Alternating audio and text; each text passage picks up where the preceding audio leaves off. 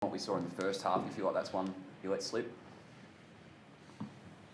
Not sure that's I'm not sure that's the language I'd use. I think we had our chances, especially to maybe coming a little bit further in front at half time. We were really disappointed with the way we finished that first half. But we're playing against a very good side, and so momentum can change in games, and it won't be until we go back and have a really good look at why, when we had momentum, did it turn so sharply, and we came in front, but just felt you can't do that against really good sides. 5-day break, warm game last week and travel. Did that take its toll? Oh no, I think our guys did a great job during the week, and we were up and going. I think, as I said, we haven't looked at the last quarter, but we will. We'll look at the detail of that. We got a lot wrong in that last quarter, just some decision making, our execution. It was really uncharacteristic of us. It wasn't us. So it's going to be a hard one for us to go through and have a look. But again, when you play teams like Geelong, if you make a mistake, you'll be punished, and they did that to us. I thought for 3 quarters, I might be wrong, I'm hoping not. I thought it was a really good game of footy. I didn't enjoy the last quarter at all, unfortunately. I know you said you haven't gone back and looked at what was wrong in this from going from the back end of the second quarter onwards, but what were you doing really well in the first half? Well, we're playing our way, with confidence, really good balance of what we'd been doing well. So when we had the ball, we were confident. We gave our guys a chance ahead of the footy, and they executed as they had been doing now for quarter after quarter. So we also defended the ground quite well. We went at Geelong, and after their performance last week, we had a look at a few things that they can adjust their game. That's one of their strengths. They're a really mature side. If the game's going a certain way, they'll change. They play on instinct. So we'll learn a fair bit from that. But I thought we did some. We played some of our best footy in the first 3 quarters, and then we really just got it wrong in that last one. It's the third time in the last 4 games that you've conceded 15 or more goals. I mean, how much of an area of concern is it that you can't just plug up the opposition? Yeah, we actually just had that conversation as a group.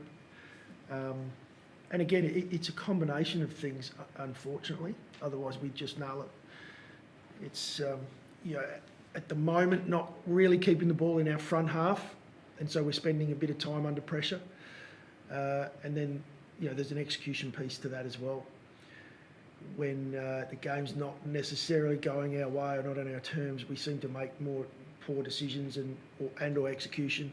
We turned the ball over tonight in some spots where it's just undefendable. And so, 100+ points, that's a real work on for us. You mentioned not being able to keep the ball in the forward half. Does the 3 talls or 4 tall forward line, does that contribute to that, do you think? Not having it can at times, but other times it stays in there and we score. So there is a balance with that, and we're aware of that. We know that some of the things that we really love about our forward line, and if we don't deliver the ball the way we need to, and we're a little bit off, it can cost us. We'll keep backing that in. We believe there's too many other areas at the moment. Or if you look at tonight, as I mentioned, it was mistakes in places where, good luck. A turnover 50 metres from your own goal, and you're not stopping that very often. In terms of some of those turnovers, you've been one of the best teams at scoring from your back half this year by playing quite aggressively. How much of a balance is there when some of those lead to those mistakes? Look, we always talk about if we're playing our way, there's no issue. If we make a mistake and we don't execute, but we're playing our way, we'll back our guys in. And you have to have that freedom. We like to play an entertaining brand of footy. Our boys enjoy doing it. So we're always going to try and balance that. But we want to win. We want to play finals footy, and we want to be there in the big day. That's what we're aiming for. So we understand that it can't just be flair all the time and fast and taking the game on. And that's something we've got to keep working on. How close to not playing was Isaac? Well, he improved day by day. So, if you spoke to us Monday, I would have said he's no chance. And then, 24 hours later, we catch up and he feels so much better, and Another 24 hours, wow, I feel incredible. So he improved really quickly. And to his credit, he was a professional. I know you saw him on TV singing and so on, but other than that, he was in cryo chambers, he was working, doing all his rehab, getting everything he possibly could to get himself up and to play this game. Because one, he loves where we're at, he loves our team. Two, he wanted to play, he loves a big stage. For us, it was more about the risk of having some bleeding around a calf can be a risky one. But in the end, he improved so well over the days that we played him, and he got through. Hopefully, he pulls up well. Did Saligo's role change a little bit later? Slightly towards the end of the game, we trialled a few things. We had a sub come in, so we're trying to impact in different areas.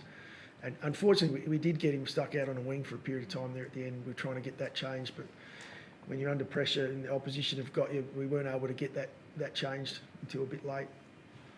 He did come off at the end. I think he was a bit knackered from getting up and down the wing. Just circling back on Isaac, how did he pull up after the game? Today, Yeah. as far as I'm aware, we got through with no injuries. Get mindful of getting ahead of ourselves with that, but guys can pull up sore later. And Isaac, I haven't actually spoken to him yet, but he was getting around the rooms, and there doesn't seem to be any damage. In terms of positive, is that the best game Junior's played since he's come back? I've heard that there's a fair bit of commentary. I thought he was great. And again, when we talk about those first three quarters, I thought our backs did a fantastic job of being in the right spots. There were a number of intercept marks, which gave us a chance to set up. I'd say we'll go back and look at some of those opportunities where our backs had done such a great job, and then we really didn't punish quite as well as we would have liked off the back of those intercepts. But Junior was a big part of that, yeah. So and he's getting a little bit more game fitness under his belt as he's chipping away. This is a guy who hasn't played a lot of footy even since I arrived at the club 5 years ago. Junior's been sort of struck down with injury, so it's great to see him now stringing together a number of games. Players were pretty aggrieved when Ollie Dempsey was paid a mark there in the second quarter. How did you see that exchange? Was it one where we looked like we're in front? Where Was it back pocket? Lockie shoulder to get a fair piece of it? Yeah, it was a tough one. We did look back at it on replay. I'm not sure, to be honest, which one. And so if you're thinking about in the moment, it's a tough one to decide. It wasn't a big deal, that one, for mine. Do you think the side needs a scalp to prove itself this year? Yeah, I think you nailed it. We've got to work on the scores against. That'll be a big scout for us. But from as far as beating a side that's going to be there in September, we're always going into those games, wanting to put on our best performance. It looked tonight like we were on track, and then we let ourselves down for a quarter of footy, and in the end, the better team won on the night. They put us away. Thanks, guys. Thanks, guys.